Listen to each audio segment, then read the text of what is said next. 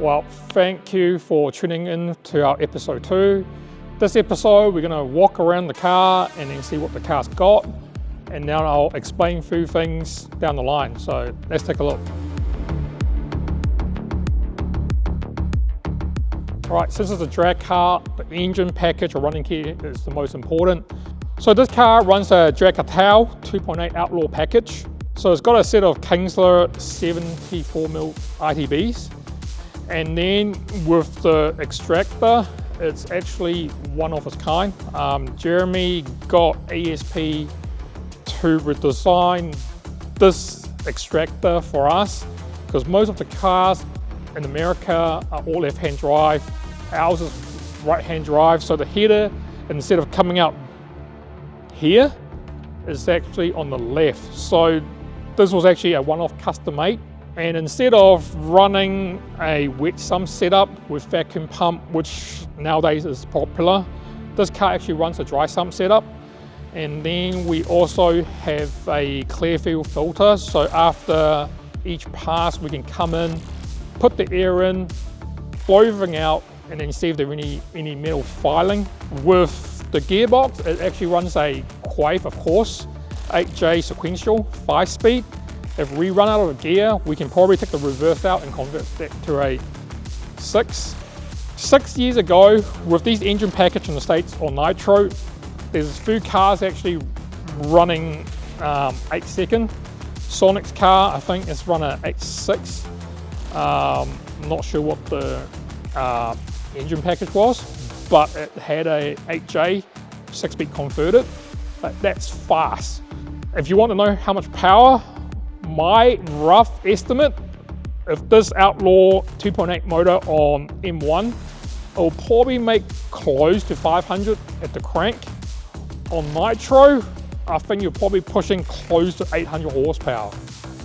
If you look at the mile per hour, I think they're trapping about like 154, 156 on, and it's like an 8-second pass. And at the moment on M1, the last few years, they've gone faster and faster. So when Sonic ran his brother car this year, I think it did like a 9.1 something. Can't really remember for exact.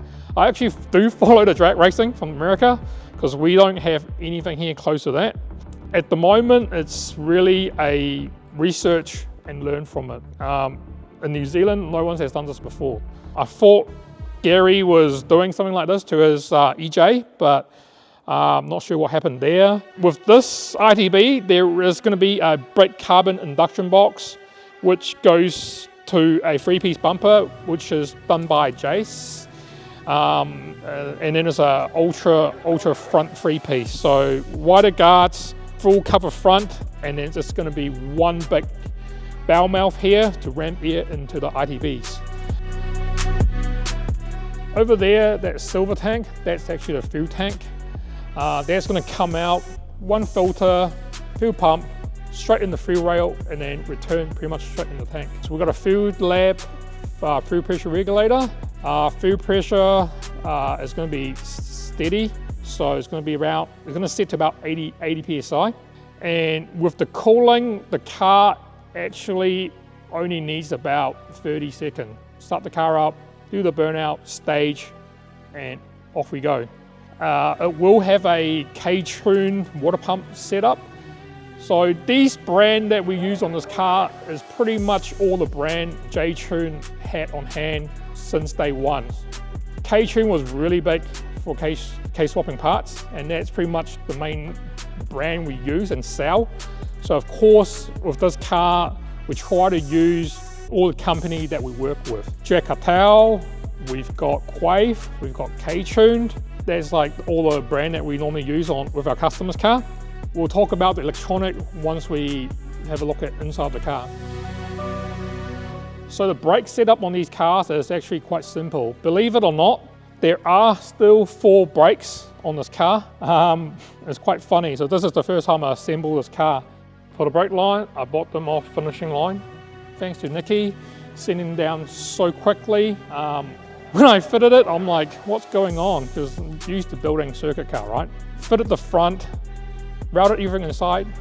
Oh my God, how come the master cylinder in the front has no line to the back? So I messaged Nicky, like, hey, what's going on? He goes, well, if you didn't know, these drag car only have front brakes. The back brakes is only for staging, but we still have a parachute. That's our rules in New Zealand. Anything below 10 seconds, it needs to shoot. So we've got one of those. Brendan put them in, went into the cage, which I found it quite interesting. We're gonna go almost 140 miles per hour past the line, and we'll be stopping with these little brakes. So now we're in the interior of the car. Let's go through what's there. It's going to be quite simple. This lever here is for the parachute. Steering wheel, 3-pedal, our Quaife sequential shifter, and also this awesome looking finishing line staging brake. So we're going to be catching in, holding the car, and then we will have a sensor in the line so it knows it's in stage mode. As soon as you lift, so it's going to be out of launch, and then wait for the shift light and just bang the stick. With the electronic on this car, is going to be running a MoTeC M150 and 1 PDM. There's actually not that much electrical in it. There's ignition, and then to the ECU, fuel pump, fan, and then that's pretty much it. So it's going to be quite simple to wire. The people working on this car, you're probably going to be seeing some familiar faces. Dan will probably explain why they were there in Japan in the first place. They weren't just there to support me. Everybody that came to Japan the first round was actually there to back up or to work on the car. So Adam from AT Motorsport is going to be doing the wiring on this car. And also Glenn from Sandbrook is going to be doing all our windows. We're going to be visiting the shop, showing you what they do or how these windows actually get made. It's actually all made in New Zealand. I'm pretty happy with the paint. Pete from Hamilton Panel Works actually kind of chose this color.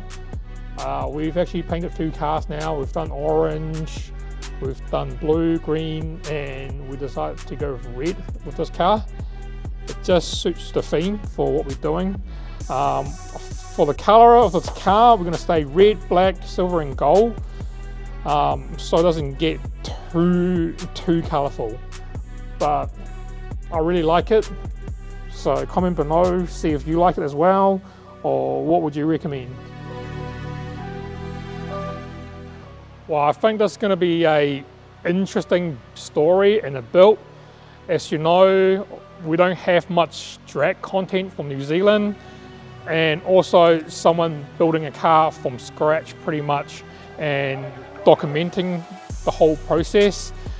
There's still a lot of stuff on the car we haven't mentioned about, but as we built, we're going to have some update video, and then we'll talk about other parts fitted to this car. So stay tuned, make sure you like and subscribe and follow our page.